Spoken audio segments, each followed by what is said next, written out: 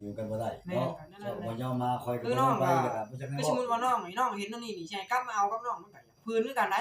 อืม มันเห็นแบบนี้ โอ้อ๋อเข้าใจแล้ว มันก็เอาพื้นได้ แม่น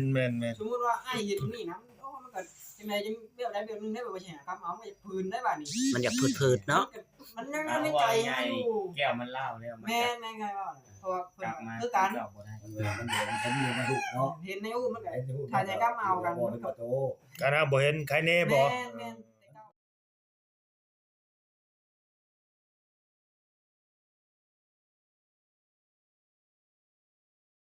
ปากว่านี่มีคนบอกสิมาชวน แม่ เนี่ย น อันนี้มันเห็นกับหูกับตาแล้ว เอามาเห็นมันเจ็บปาบเลยเนาะในใจนี่นะเออ ว่าขอโทษในเรื่องของเต่าเนี่ยคันที่พอเท่าฉันนี่ก็ป้าคือว่าถ้ามันสิได้ลงแล้วเรื่องคนหมายหันลง เออ อืม กูอยู่ถ้าว่าคาคนที่คนมันผิดเขาคุกจะมันห้ามใจบ่ได้เชื่อว่าพอได้บอกเห็นว่าเท่าฉันนี่ก็ดี กันเห็นแบบนั้นบ่ บ่เล่าไว้ ก็ยังห่าว อย่าเฮ็ดจังทำยังคอยมันกินกันไปสักวันยาตาเหม็นแต่ตายังอยู่นี่ยังมีหัวใจอยู่นี่โอ้ยขอโทษนำ มั หลายลูก นเห็นเต็มตาเนี่ยมันก็คือกันนะใครกันเว้าง่ายๆ โดยแต่กรณีแบบนี้ คือทางน้องไล่นี่ก็ที่ผ่านมาก็บ่เคยเนาะบ่เคยแบบว่าสินอกรู้นอกใจเนาะ บ่เคย บ่เคยล้มเคยคุยกับไผเนาะ แต่เพิ่นบอกให้ไปลิ้นน้องยังบ่ไป อืม บ่ไปน้องอะเพราะเรื่องแบบนี้น่ะเหล้าเบียร์นั่นก็บ่ดอก อืม ก็ยามันสิเป็นการ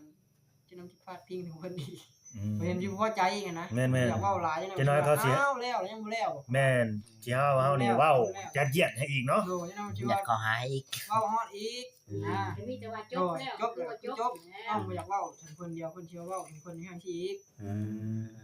ก็มีแต่โฟกัสสิ่งดีๆต่อกันนั่นแหละ แม่น แม่มันยังไปแล้วเอ๊ะบอกว่าเอาอยู่ แม่ ได้ น เนาะ แล้วนะว่าเพิ่นเว้าอยู่คือเว้ากันแล้วแหละ เว้าอยู่จริง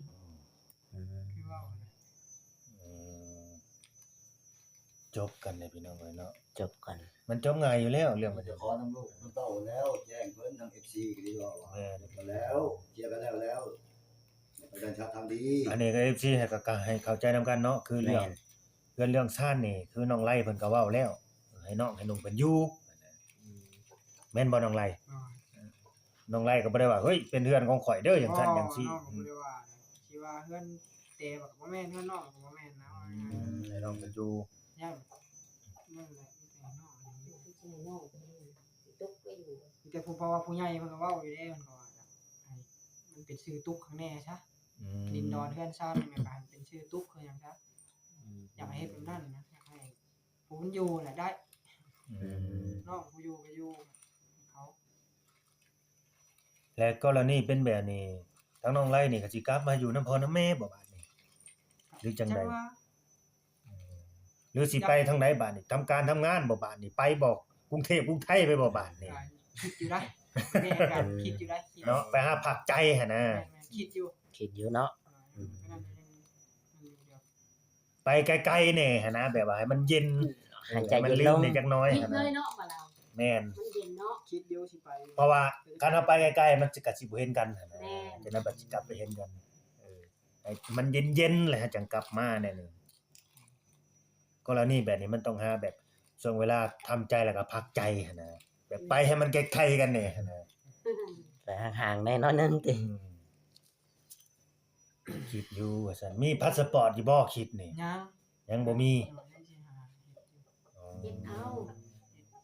แลกกันเพราะว่าสามโนครัวอย่างว่าน้องสามโนครัวยังพอยังมีเด้ อ๋อ มีแต่เฮาไปเฮ็ดนั่นแหละ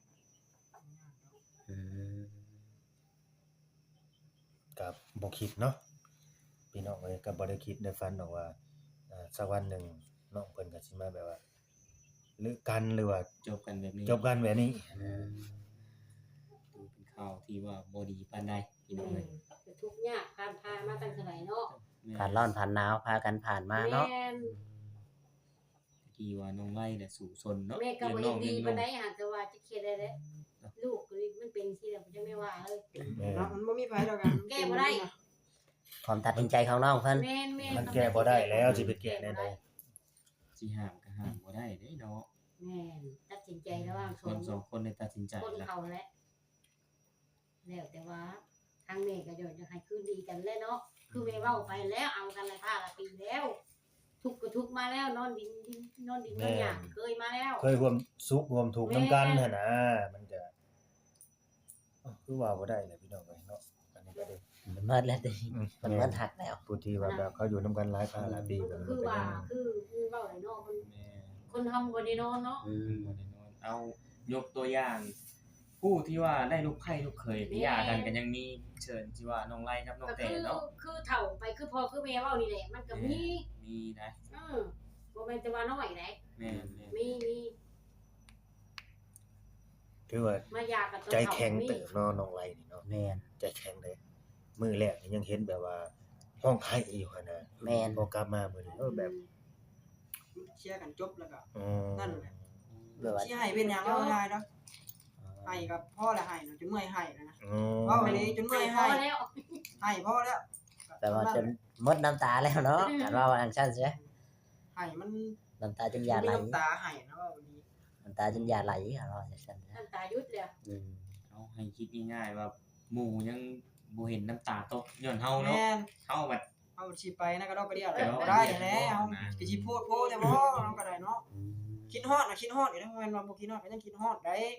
ก็อยู่ร่วมกันเนาะ อืม ก็ยังคิดทั้งคิดกับไอ้ที่คิดคือว่าเนี่ยคิดแบบนั้นเอาแล้วก็พอ เป็นไปบ่ได้ แม่มันเป็นไปบ่ได้แล้วนะให้สิเว้าว่าได้แต่ว่าคิดปลอบใจตัวเองเนี่ยพอแล้ว อืม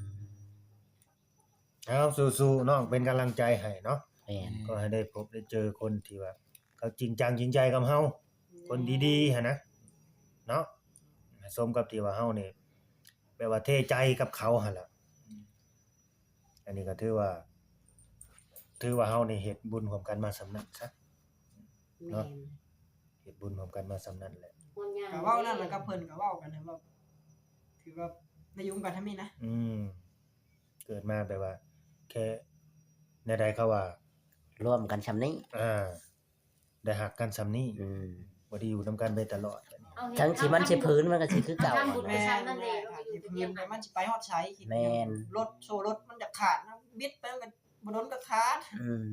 แบบนั้นแหละ อืมอืม ถามว่าแบบนี้มันก็เอ้าเว้ากันเข้าใจกันแล้วก็ดี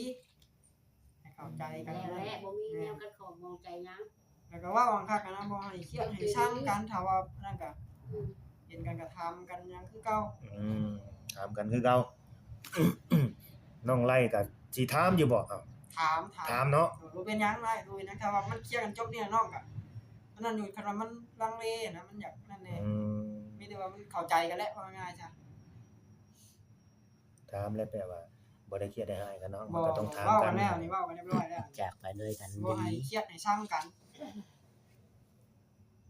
เจ้าพ่อนี่เฮือนเลยจนมาเฮือนพี่เมียเรา ก็บ่เคยเครียดกันเลย อืม แม่นี่ อืม ป้าแล้วแม่แต่ละยังมาหาอยู่คือเก่า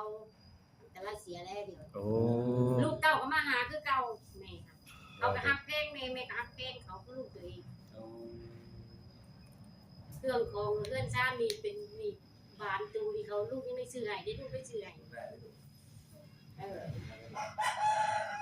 เออ มีหยังสิถามต่อบ่บาดบ่มีหยังเลยเด้เนาะเพราะว่าจบเลยเด้มันจบเลย จบเลยดี มันจบแล้วก็บ่มีแล้ว มันแล้วบอกกันนะ จบกันด้วยดีพี่น้องเนาะ แม่นมีแต่เป็นกำลังใจให้ทั้งสองคนนั่นแหละเนาะอยากกันได้ดีนะ แม่นเลย แล้วต้นชีวิตใหม่ไผมันเนาะ แม่นทั้งน้องแต่น้องไล่หั่นแหละ ให้ เป็นกำลังใจให้เบิด มีหักใหม่ก็เอาเลยบ่ต้องนั่นกัน มันก็บ่ข้างค่าแล้ว คือบ่มีหยังข้างคากันเนาะบ่มีหยังกองเกี่ยวกันแล้ว เพิ่นยังนั่นน่ะ โอเคพี่น้องเอ้ย แม่เมืองนาวกดลูกเลย เอาจบกันแล้วนี่ เมืองนาว ปานว่าถือเจ้าของแท้ นี่ หนาววันนั้นว่าอย่างนี้ว่าขอแบกขนลุก เมืองนาวจริงโต ปานถือเจ้าของสิกว่าหันซะบ่จัก ยังสิกลัวนี่ หาเนี่ยมาตรงรถน้ำตาเลยถ้าแม่คิดหาซ้ำมาตรงน้ำตาแล้ว จากแลจังน้ำตาเสียใจหรือน้ำตาสิดีใจ พอแพทย์ ห เล ลาย ย อย่างไม่บอก มันหลายแบบได้บ่แม่น หลายรูปแบบเด้อพอแพทย์ ฮะก็สิได้จบคลิปพี่น้องเอ้ยเนาะ เนาะ บ่มีหยังสิถามต่อน้องเลยเพราะว่ามันก็คือแบบใดๆก็ได้แต่เป็นกำลังใจให้นั่นแหละเนาะ สู้ สู้ต่อไป สู้ต่อไป มันต้องมีสักคนแหละที่จริงจังจริงใจกับเฮาอะนะ แม่ เนาะ โอเคเด้อพี่น้องเด้อเนาะฝากกดไลค์กดแชร์กดติดตามมือเก่าให้อยู่ดีมีแฮงเด้อน้องไล่อ้าวสบายดีโดยสบายดีเบิดทุกคนนั่นแหละ